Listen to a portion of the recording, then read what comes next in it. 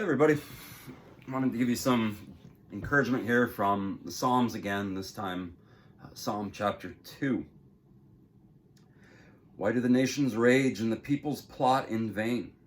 The kings of the earth set themselves, and the rulers take counsel together against the Lord and against his anointed, saying, let us burst their bonds apart and cast away their cords from us. He who sits in the heavens laughs. The Lord holds them in derision. Then he will speak to them in his wrath and terrify them in his fury, saying, as for me, I have set my king on Zion, my holy hill. I will tell of the decree. The Lord said to me, you are my son. Today I have begotten you. Ask of me, and I will make the nations your heritage and the ends of the earth your possession. You shall break them with a rod of iron and dash them in pieces like a potter's vessel. Now therefore, O kings, be wise, be warned, O rulers of the earth. Serve the Lord with fear and rejoice with trembling. Kiss the Son, lest he be angry and you perish in the way, for his wrath is quickly kindled. Blessed are all who take refuge in him. We said last time Psalm 1 tells us that the nature of God's kingdom. Psalm 2 now fills in some of those details. Psalm 1 talked about our mission, our goal as Christians, and Psalm 2 now helps fill that in a little bit. The first thing that Psalm 2 tells us about the world in which we live is that it's a world that's hostile towards us. Jesus said in John 15 that you shouldn't be surprised if the world hates you, that the world first hated him. We live in a world that hates Jesus. This tells us something about the nature of sin, doesn't it? Why would anybody hate Jesus? And yet this is exactly what Psalm 2 is telling us. That sin is, by definition, insanity. It doesn't make sense. Think about times when you have wandered, when you've fallen into sin. Did it make any sense what you were doing, your motives, why you were doing it? Of course not. But yet this is the world we live in, and we need to understand the world we live in. It tells us something about this world that we cannot be friends with it. Have a young man that I've ministered to for many years now. Has recently started dating a girl that's not a Christian, much to my chagrin. And I've tried to warn him time and time again. How can you give your heart and potentially even marry somebody whose heart is at enmity with what you believe? The young man's a Christian. Very, very unwise, to say the least. So we shouldn't be surprised that the world hates us. Having this worldview sets the course for us as Christians and how we are to act and live and interact. Second thing I think we see in Psalm 2 is that there is a throne, implies that there is a king, and we're told that this king has a throne that does something different than what you would expect. A throne symbolizing a king's power and authority. You would think it would strike fear into the hearts of his subjects. But that's not what we're told here. Jesus' throne, God's throne, is a throne that actually comforts his people. We see that there in verse 4. He who sits in the heavens laughs. The Lord holds them in derision. Even though this world that hates us and plots against us and seeks our demise and the demise of things in the Christian things of this world. Not so for the king. He has a very different perspective on the threats and the lies and the imposing devastation that the world brings. Notice what the king does. He laughs. As a child, I used to love reading Aesop's fables, I think because they were so short and you felt like you had a sense of accomplishment once you had finished reading. And I can remember one of my favorites was the story of the fly and the bull, or the gnat and the bull, even smaller fly. And the fly was buzzing across the pasture one day and got tired and decided to take a rest on the horns of a bull. And after resting for a time, the gnat, the fly, got up and tapped the bull on the ear and said, "Thank you, Mr. Bull, for allowing me to spend the time and grace your horns with my presence." And the bull very kind of smugly responded, "I didn't even know you were there." I think this sort of captures the essence of Psalm 2, verse 4. God laughs at the scorn and the devisings of this world that hates us. It doesn't even really register on God's radar. I mean, it does, but it doesn't intimidate him. It doesn't cause him to fear. It doesn't cause him to struggle. This is the greatness of the God in which we serve. He goes on to tell us even the methods by which he seeks to put an end to that which seeks to unravel his church and unravel his people in this world. He says in verse 6, "As for me, I have set my king on Zion, my holy hill." Zion was a little 11-acre plot of land up on the hill that Jerusalem's built on.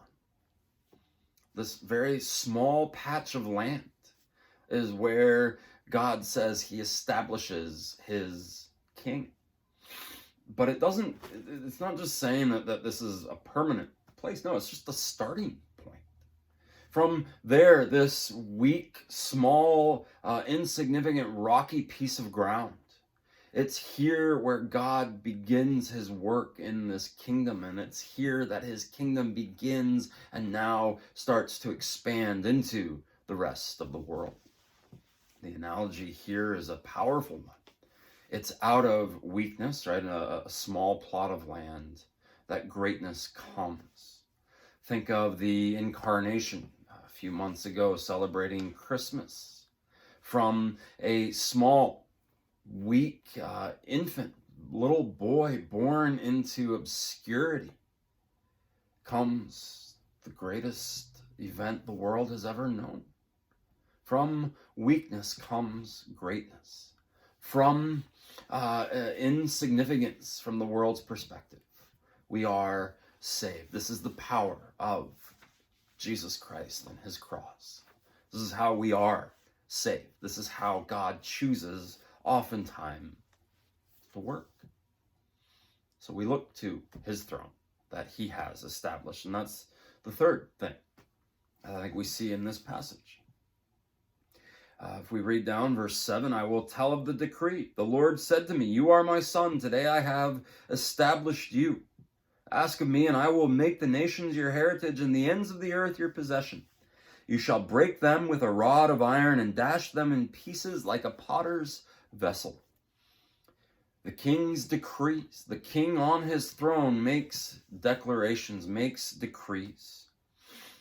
It tells us, for one thing, there's a legitimacy here to what God is doing through his anointed king, King Jesus. It's God that appoints him, that establishes him, begets him, in other words. The legitimacy of Jesus comes from his Father. Verse 8 shows us there's a scope to Jesus' reign. The nations are his heritage. The ends of the earth, it's where the gospel goes. The message that Jesus saves goes out into all the world, all the earth. There is not one square inch of this land, this kingdom, that Jesus doesn't point to and say, that's mine. This is the scope of his kingdom. And then verse 9 shows us his power, the power with which he rules this world. What have we got to fear because Jesus has it all in the palm of his hands? God's decrees determine What will and what will not prevail? And that's where we really ultimately have to leave it. It's God that makes these decrees, and I don't know why, and I'm not even going to try and speculate as to why he decrees some of the things that he decrees. He has decreed that for a time that we stay home and not go out excessively, publicly.